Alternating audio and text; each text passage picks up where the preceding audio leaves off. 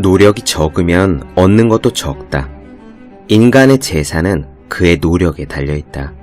영국 시인 로버트 헤릭의 말입니다. 세계적인 영향력을 가진 동기부여가 앤서니 라빈스는요, 내 안에 잠든 거인을 깨워라 라는 책에서 중요한 이야기를 했습니다. 성공의 핵심은 고통스러운 과정을 즐거운 결과와 연결하는 능력에 달려있다라고요. 공부하는 사람들이 귀담아 들어야 할 말입니다. 잠을 참는 고통, 허리가 아픈 고통, 엉덩이 땀띠의 고통을 반기는 사람은 아무도 없죠. 벚꽃 구경을 제쳐두고 하는 중간고사 준비가 즐거울 리 없고요. 성탄 전야에 앉아있는 도서관의 자리가 포근할 리 없습니다. 그러나 그럼에도 불구하고 공부하는 사람들은 고통의 과정을 목표 달성이라는 결과와 연결하고 있기에 이를 기꺼이 받아들이는 것 뿐이에요. 우리는 고통과 결과를, 이 두 가지를 연결하는 회로를 놓아야 합니다. 이 회로는 들판에 나 있는 길과 같아서요, 자주 다니다 보면은 점점 길이 분명해진대요. 고통이 느껴지는 순간 고통 앞에 항복하지 말고 즐거운 결과를 상상할 수 있어야 합니다. 참는 만큼 꿈에 가까워지는 중이라는 사실을 끊임없이 되새기는 거죠. 고통과 즐거움을 연결하는 능력이 바로 꿈을 이룰 수 있는 능력이니까요. 책상에 놓기만 해도 공부하고 싶어지는 365 혼공 캘린더, 고통과 즐거움을 연결하는 능력의 한 대목으로 시작합니다.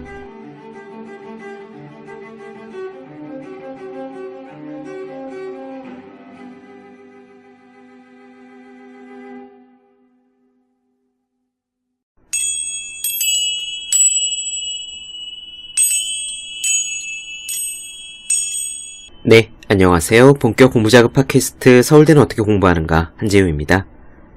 우리는 엔젤라 더크워스의 그릿을 살펴보고 있는데요. 오늘은 그릿의 마지막 편을 나누어 드리겠습니다. 마지막 편의 제목은 천재가 아닌 모든 이들에게입니다. 여러분들은 어떠십니까? 스스로 생각하기를 나는 천재인 것 같아 라고 느끼신 적이 혹시 있나요? 지금은 그럴 일이 별로 없다고 하신다면 옛날에는 혹 어떠셨습니까? 학창시절에, 어린 시절에는 어떠셨나요? 제가 장담할 수는 없겠지만 자기 스스로를 일러 나는 천재인가봐 라고 생각하거나 혹은 자각한 적이 있는 분은 흔치 않을 겁니다. 적어도 저는 그랬던 적이 없어요. 저는요, 제가 머리가 좋다고 생각한 적이 없습니다 라고 말하면은 사실 어떤 분들은 그 말을 믿지 않으시거나 혹은 또 다른 형태의 잘난 척으로 오해하셔서 기분 나빠하시는 분들도 계셨었거든요. 하지만 그럼에도 불구하고 저는 정말로 타고난 머리가 좋다라고 생각한 적은 없었습니다. 그 말을 다르게 표현하면은요, 적어도 공부에 있어서는 노력한 것 이상으로 뻥튀기 되어 무언가를 공짜로 얻어본 기억은 없다라고도 말씀드릴 수 있겠네요. 다른 분들이 보시기에 어떨지 모르지만 저는 정말로 그랬습니다. 어쩌면 저는요, 그런 저의 경험 덕분에 무라카미 하루키의 저 말을 아무렇지 않게 받아들이는지도 모릅니다. 하루키가 스스로를 일러 일하는 노역마라고 표현한 적이 있죠. 자기는 끝내주는 백마도 잘 빠진 준마도 아니란 겁니다. 그저 꾸역꾸역 밭을 가는 일하는 노역마의 심정으로 글을 쓰고 살아왔대요. 하루키는 단 한 번도 스스로를 일러 내 안에 천재성이 있다, 천재성이 샘솟는다 라는 식으로 말하지 않았습니다. 직업으로서의 소설가 어딘가에서는 오히려 정반대의 이야기도 했던 것으로 기억해요. 재능이라는 것이 있기는 있는데 그것이 너무나 깊이 감춰져 있어서 그걸 파는데 힘을 많이 썼다고요. 대신 그 덕분에 자신감이 생겼다. 아무리 깊이 광맥이 있어도 판을 끈기는 있다는 느낌이다 라고 했죠. 역시 다른 표현으로 하면 내 이름은 빨강의 소설가 오르안 파묵이 바늘로 우물을 파는 심정으로 글을 썼다 라고 이야기한 것에 비유할 수 있을 것 같아요. 그릿에 대해서, 끈기에 대해서 꽤 많은 시간을 이야기했습니다.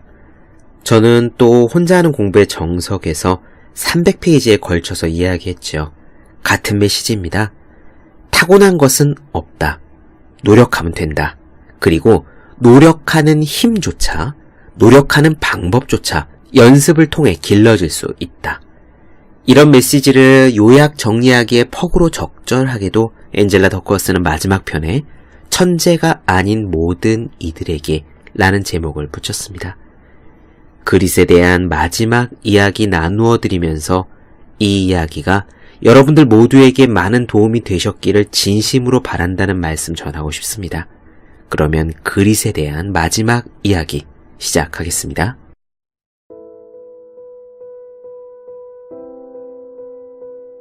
지금까지 여러분의 잠재력을 실현하게 해주는 그릿의 힘에 대해 살펴봤다. 내가 이 책을 쓴 이유는 인생이라는 마라톤에서 우리가 어디까지 갈지를 좌우하는 요인이 그릿, 즉 장기적인 목표를 향한 열정과 끈기이기 때문이다.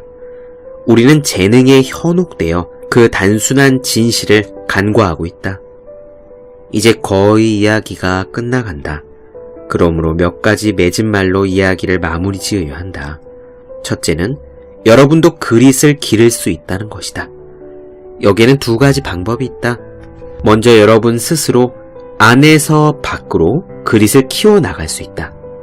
여러분은 관심사를 개발할 수 있다. 현재의 기술 수준을 능가하는 도전 과제를 매일 연습하는 습관을 들일 수도 있다. 여러분의 일을 자신보다 커다란 목적과 연관 지을 수 있다. 그리고 모든 희망이 사라진 것 같은 때에도 희망을 배울 수 있다. 다음으로 밖으로부터 안을 향해 그릿을 길러갈 수도 있겠다. 우리의 그릿 개발은 부모, 코치, 교사, 상사, 멘토, 친구 등 다른 사람들에게 크게 의존하고 있다. 이 책을 마무리하면서 내가 떠올린 생각은 행복에 대한 것이다. 내셔널 스펠링 비에서 우승하든 웨스트포인트에 합격하든 또는 어마어마한 매출액을 달성하든 간에 성공 자체가 여러분의 유일한 관심사는 아닐 것이다. 당연히 여러분들은 행복을 원한다. 행복은 성공과 연관이 있지만 동일하지는 않다. 그릿이 강해져서 성공을 한다면 행복은 어떻게 될까? 몇 년 전 나는 이 질문에 대한 답을 찾기 위해 미국의 성인 2,000명을 대상으로 설문조사를 했다. 그리고 그릿과 삶의 만족도의 관계를 연구했다. 나는 내 인생을 다시 산다고 해도 아무것도 바꾸지 않겠다 라는 식의 문항으로 측정한 삶의 만족도는 최저 7점에서 최고 35점까지 된다. 이 연구에서는 흥분 같은 긍정적인 감정들과 수치심 같은 부정적인 감정도 측정했다. 그 결과 그릿이 높은 사람일수록 건강한 정서적 삶을 즐길 가능성이 높다고 나타났다.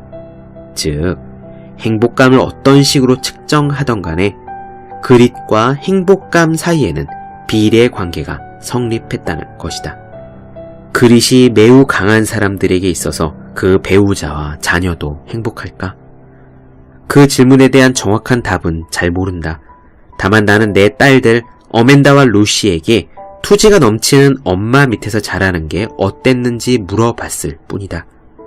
아이들은 이 책의 지필처럼 내가 한 번도 해보지 않은 일들을 계속 시도하는 모습을 지켜봐왔고 일이 잘 풀리지 않을 때 내가 우는 모습도 목격했다.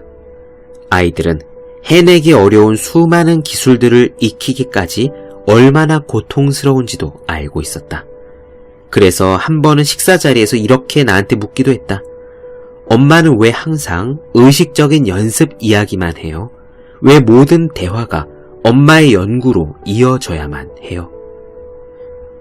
어멘다와 로시는 내가 조금만 더 느긋해지고 함께 테일러 스위프트 얘기를 더 많이 나누길 바란다. 하지만 아이들은 내가 그릿의 전형이 아닌 다른 사람이 되기를 바라지는 않는다. 사실 어멘다와 루시도 나처럼 되기를 열망하고 있다. 그들도 몹시 힘든 일이라 해도 자신과 타인을 위해 중요한 일을 시도하고 잘 해낼 때 느끼는 만족감을 맛보았다.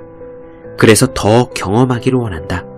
그들은 현실 안주도 그 나름의 매력이 있긴 하지만 자기 잠재력의 실현에서 오는 충족감과 맞바꿀 만한 가치는 세상에 없다는 사실을 이미 인식하고 있다. 투지가 지나치면 나쁠 수도 있을까? 나는 투지가 너무 지나칠 수도 있나 라는 질문에 대한 답 역시 아직 찾지 못했다. 아리스토텔레스는 좋은 것도 지나치면 좋지 않다고 했다. 예컨대 그는 용기가 부족하면 비겁해지지만 지나치면 어리석은 행동을 하게 된다고 말했다. 같은 논리로 하면 친절과 관대함, 정직과 자제심도 지나칠 수 있다. 나는 지금까지 아리스토텔레스가 용기에서 말한 것을 그릿에서 발견하지는 못했다. 그럼에도 불구하고 모든 선택에는 반대급부가 있으므로 그릿에도 역시 부작용이 따른다고 해도 이해할 수 있을 것이다. 포기가 최선의 방책인 상황들을 쉽게 떠올릴 수 있지 않은가? 여러분들도 어떤 생각이나 스포츠, 직업 혹은 연인에게 정도 이상으로 집착했던 경험이 있을 것이다. 하지만 그릿 문화가 지나치게 확산될 가능성은 매우 낮아 보이므로 그런 걱정은 하지 않는다. 당신이 퇴근해서 배우자에게 와, 우리 사무실의 직원들은 다들 너무 끈기가 넘쳐 각자 중요한 목표를 너무 오래 붙들고 있어. 너무 지나치게 노력해. 열정이 조금만 덜했으면 좋겠는데 라는 식으로 불평할 날이 과연 올까?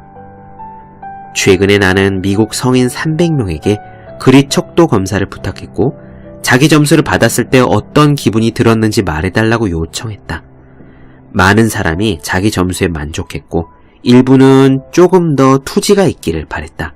하지만 자신의 투지가, 자신의 열정이, 자신의 끈기가 조금 덜하기를 염원한 사람은 표본을 통틀어 단 한 명도 없었다. 나는 우리 대부분이 투지가 약해지기보다는 강해지는 편이 나을 거라고 확신한다. 더 이상 투지가 강해질 필요가 없는 사람도 있겠지만 그런 예외는 드물다. 물론 그릿이 성공의 전부는 아니다. 종종 왜 그릿만 중요하다고 생각하느냐는 질문을 받기도 하는데 나는 정말로 그렇게 생각하지 않는다. 분명히 말해두지만 나는 아동기를 벗어나 성인기를 향하고 있는 내 아이들이 오직 그릿만 발달하기를 원하지는 않는다. 그들이 무엇을 하든 잘하기를 바랄까? 물론 그렇다. 하지만 탁월함과 선량함은 다르다. 만약 반드시 선택해야 한다면 나는 탁월함보다는 선량함을 우선으로 꼽을 것이다. 심리학자로서 나는 그릿이 개인의 유일하거나 가장 중요한 성격 특성이 아니라고 분명히 말할 수 있다. 사실 사람들이 타인을 어떻게 판단하는지 조사한 연구에서는 다른 어떤 성격 특성들보다도 도덕성이 우선적인 것으로 드러났다. 우리는 이웃이 게을러 보이는 것을 싫어하지만 그들이 정직성, 신뢰성, 진실성 같은 자질이 부족해 보일 때 특히 불쾌해한다.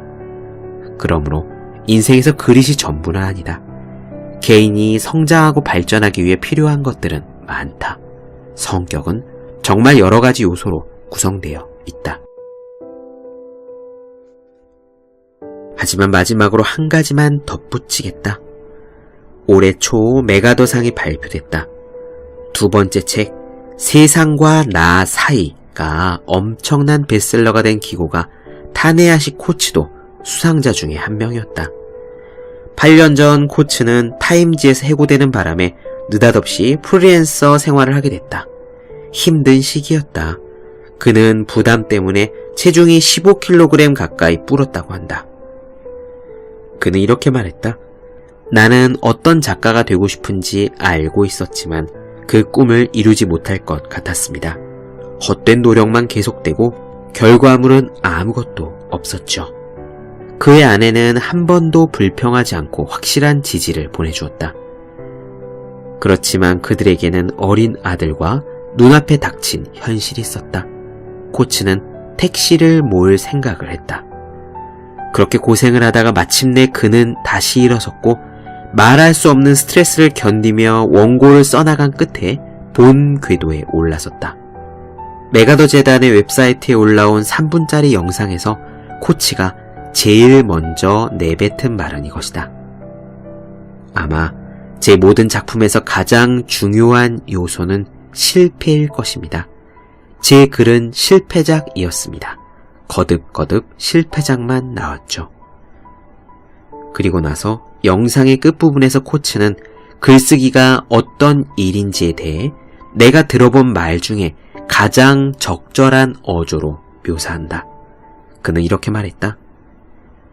글쓰기의 어려움은 지면에 옮겨진 자신의 형편없는 글과 서툰 글을 보고 잠자리에 들어야 한다는 데 있다. 그리고 다음날 잠에서 깨어 그 형편없고 서툰 글을 들여다보고 다듬어서 너무 형편없고 너무 서툴지 않게 고치고 다시 잠자리에 들어야 하는 데 있다. 그리고 또 다음날이 되면 조금 더 그 글을 다듬어서 글이 나쁘지 않게 만든 다음 다시 잠자리에 든다.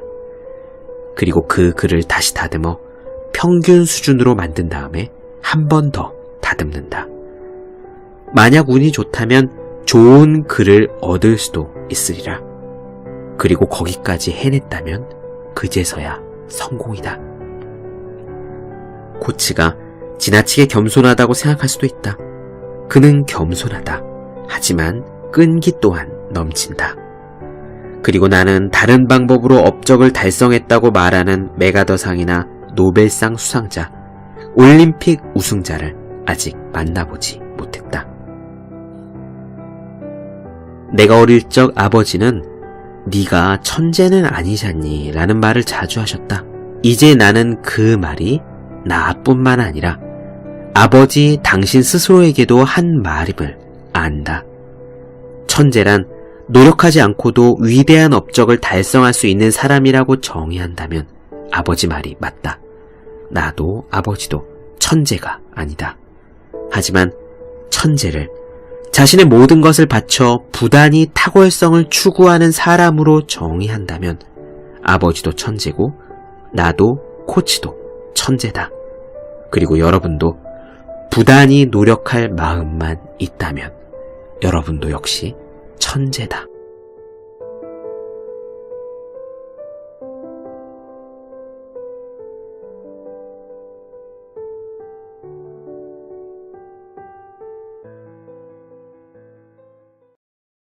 네, 본격 공부자극 팟캐스트 서울대는 어떻게 공부하는가 엔젤라 더커스의 그릿 나눠드렸습니다. 더 많은 이야기가 궁금하신 분들, 질문사항 있으신 분들은 제 네이버 블로그 허생의 즐거운 편지, 다음 카카오 브런치, 한조의 브런치, 인스타그램에서 해시태그 서울대는 어떻게 공부하는가, 유튜브에서 서울대는 어떻게 공부하는가 검색해주시면 좋겠습니다.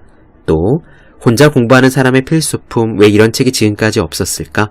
학생, 수험생, 취준생, 직장인 등 혼자서 공부하고 계시는 모든 분들을 위해 마련한 혼자 하는 공부의 정석, 그리고 책상에 놓기만 해도 공부하고 싶어지는 111 공부자극 캘린더 365 혼공 캘린더를 주위에 공부하시는 분들께 선물해 주시면 좋겠습니다. 오늘 여기까지 할게요. 전 다음 시간에 뵙겠습니다. 여러분 모두 열심히 공부하십시오. 저도 열심히 하겠습니다.